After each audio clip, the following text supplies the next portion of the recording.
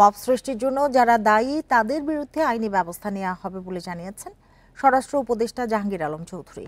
সকালে গাজীপুরের মৌচাকে হর্টিকালচার সেন্টার পরিদর্শনে গিয়ে তিনি কথা বলেন। এদিকে দুপুরে সচিবালয়ে পরিবেশ উপদেষ্টা সাংবাদিকদের জানান, সরকার এ ধরনের মব বন্ধের চেষ্টা করছে। এ নিয়ে আলোচনা করতে রাজধানীর কাফরুল থেকে আমাদের সাথে যোগ দিয়েছেন সুপ্রিম কোর্টের আইনজীবী ডক্টর কাজী জাহিদ ইকবাল।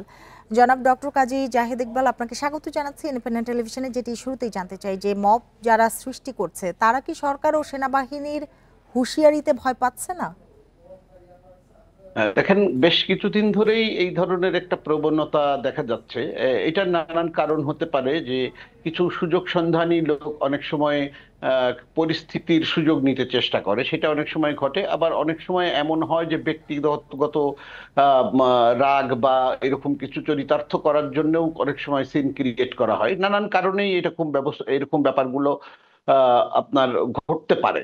সেটা আমরা দেখছি বিভিন্ন সময়। সবসময় যে আসলে রাজনৈতিক কারণে অথবা আপনার রাজনীতির সাথে সম্পৃক্ত বিষয়াদির জন্য হচ্ছে তা না, নানান কারণেই কিন্তু এই মব সৃষ্টি বা মবের যে একটা সংস্কৃতি আমরা দেখছি, সেটা অনেক দিন ধরেই দেখছি। এবং সেটার ব্যাপারে আমরা এটাও দেখছি যে সরকারের অবস্থান একদম স্পষ্ট। তারা সবসময় বলছেন, হয়তো দমনেরও চেষ্টা করছেন, কিন্তু কোনো না কোনো ভাবে কিছু কিছু এই ব্যাপারগুলো ঘটেই যাচ্ছে, থাকছে। সেইটা একটা বা আতঙ্কের জায়গাটা, যেটা আজকে আমরা দেখলাম যে স্বরাষ্ট্রমন্ত্রী বলেছেন যে তারা যথাযথ ব্যবস্থা নেবেন।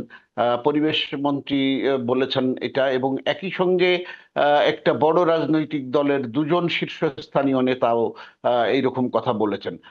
সেগুলো ঠিকই আছে, কিন্তু এই রকম কথাবার্তা বা ব্যবস্থা সত্ত্বেও কিছু কিছু এই ধরনের আচরণ আমরা দেখছি নিয়ন্ত্রণ করা যাচ্ছে না। এগুলো ঘটছে। সেটি খুব বিপজ্জনক জনতার প্রবণতা। দোহাই দিয়ে মব সৃষ্টি করে কতিপয় ব্যক্তি কি পরিকল্পিত হামলা চালাচ্ছে বলে আপনি মনে করেন? সেই বিষয়টিও সরকারকে, সেই আশঙ্কা কিন্তু বাদ দিয়ে দেওয়া যায় না। এবং সেই কারণেই সরকারের উচিত যে এটার মধ্যে আসলে কোনো উদ্দেশ্যমূলক আচরণ আছে কিনা সরকারের বা যারা এখন সুস্থ রাজনীতির চিন্তা করছেন তাদের ভাবমূর্তি নষ্টের জন্য। সুতরাং সেই বিষয়টা তারা তদন্ত করবেন বলেছেন। তো সুতরাং আমার মনে হয় যে এই অ্যাঙ্গেলটিও তদন্তের মধ্যে আনা দরকার, যে উদ্দেশ্যমূলকভাবে কেউ পরিবেশ নষ্ট করার জন্য অথবা ভাবমূর্তি ক্ষুণ্ণ করে দেওয়ার জন্য অথবা অন্যরকম মেসেজ দেওয়ার জন্য এই ধরনের আচরণ করছেন কিনা সেটি দেখার। কারণ একটা কথা মনে রাখতে হবে যে এই বিষয়গুলো অবশ্যই আইনের শাসনের পরিপন্থী, এবং আইনের শাসনের শুধু পরিপন্থী না, এটি কিন্তু ফৌজদারি অপরাধও। আপনার এই মব সৃষ্টি করা বা এই ধরনের আচরণ করাটা এটা একদম ফৌজদারি আইনে শাস্তিযোগ্য অপরাধ। জি, আইন নিজের হাতে তুলে নিলে সাজা কি হয় সাধারণত সেটি জানতে চাই। আর রাজনৈতিক দলগুলো কি দায়িত্বশীল ভূমিকা পালন করছে বলে মনে করছেন? রাজনৈতিক দলগুলো, আজকে আমার তো একটি বড় রাজনৈতিক দলের বিবৃতি ইত্যাদি দেখে মনে হয়েছে যে তারা হয়তো চেষ্টা করছেন। অন্য রাজনৈতিক দলগুলো, আমার মনে হয় না যে কোনো রাজনৈতিক দল মবের পক্ষে থাকবেন বা মবের উৎসাহ দিবেন, কারণ এটা তাদের রাজনীতির জন্যই ভালো হবে না। কারণ একটা সুষ্ঠু রাজনৈতিক পরিবেশ সেই দরকার হবে একটা সুষ্ঠু রাজনীতি করার জন্য, সেটা একটা দিক। আর মবের শাস্তির কথা যেটা বলছিলেন, যে মবের শাস্তি এটা নির্ভর করে কি ধরনের অপরাধ সংগঠিত হচ্ছে সেটার উপরে। অর্থাৎ আমাদের শুধু মব লিঞ্চিং বা মবের জন্য আলাদা কোনো শাস্তির ব্যবস্থা আমাদের আইনগুলোতে নেই। তবে এই মব সৃষ্টি করে কোনো অপরাধ সংগঠন করলে, সেটা যে ধরনের, যদি চুরি ছিনতাই কারোর বাড়িতে রাহাজানি এরকম হয় তাহলে সেটার জন্য একটা শাস্তি। যদি কাউকে আঘাত করা হয়, অসম্মানজনক আচরণ করা হয়, সেটার জন্যও পেনাল কোডগুলোতে যথাযথ শাস্তির ব্যবস্থা আছে। অর্থাৎ মব সৃষ্টি করে যে ধরনের অপরাধ সংগঠন করা হবে সেই অপরাধের শাস্তির ব্যবস্থা আছে। জি, সেই মব শাস্তির নানান রকম ফের হতে পারে।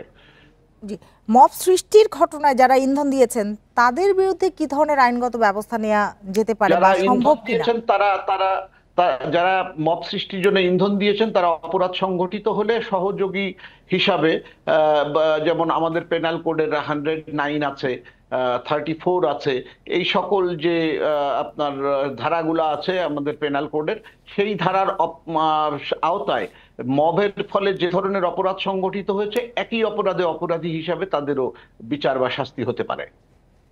জি, আরেকটি বিষয় একটু জানতে চাই যে স্বরাষ্ট্র উপদেষ্টার বক্তব্য আপনি শুনেছেন। তার জি, বক্তব্য অনুযায়ী ব্যবস্থা গ্রহণে আইনি জটিলতা কোনো তৈরি হতে পারে কিনা বা কোথায় হতে পারে? না না, নিশ্চয়ই না। তিনি তো স্পষ্টই বলেছেন যে দুটো বিষয় তিনি বলেছেন। একটা হলো যে এই ব্যাপারগুলোতে তাদের একদম স্পষ্ট আপত্তি আছে এবং তারা এটার সঙ্গে একদমই একমত নন, এইরকম একটা কথা তারা বলেছেন, অর্থাৎ মবের বিরুদ্ধে তাদের অবস্থান, সেটা সরকার স্পষ্ট করেছেন। এবং একই সঙ্গে তিনি বলেছেন যে যারা এই বিষয়ের সঙ্গে জড়িত ছিল তারা তদন্ত সাপেক্ষে তাদের বিরুদ্ধে ব্যবস্থা নেওয়া হবে। দুটো বিষয় আছে এখানে, একটা হলো যারা মবটি করেছেন সৃষ্টি করে তারা, এবং তিনি বলেছেন যে এটার সঙ্গে যারা আইন শৃঙ্খলা বাহিনীর সদস্য এখানে ছিলেন অর্থাৎ তাদের বক্তব্য কোনো স্পষ্ট। যোগসূত্র আছে। জনাব ডক্টর কাজী জাহিদ ইকবাল, আপনাকে অনেক ধন্যবাদ আমাদের সাথে যোগ দেওয়ার জন্য, আমাদের সময় দেওয়ার জন্য।